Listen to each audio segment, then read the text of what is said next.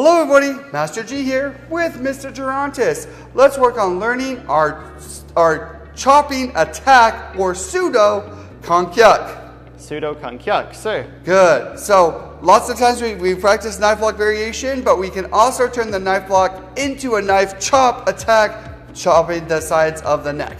Good, like you see in our early self-defense numbers. So what you're going to do, you want your chopping hand, fingers together, really strong across your body. And then you want your chambering hand ready to go. You're going to step out into a horse stance, and you're going to bring this across your body, pulling your chest. Good, and reset. Nice and strong, ready. Height! Hey! Good, and opposite side, ready. Load. Height! Hey! Good, and opposite, or height! Hey! Good, and now on the target, ready. Height! Hey! Good. And so this can be done with lots of like jumping or spinning. It's a fun kind of fast technique that you can throw in creativity stuff as well. But that is our knife hand attack or Soo Doe Kong Kyuck in Korean.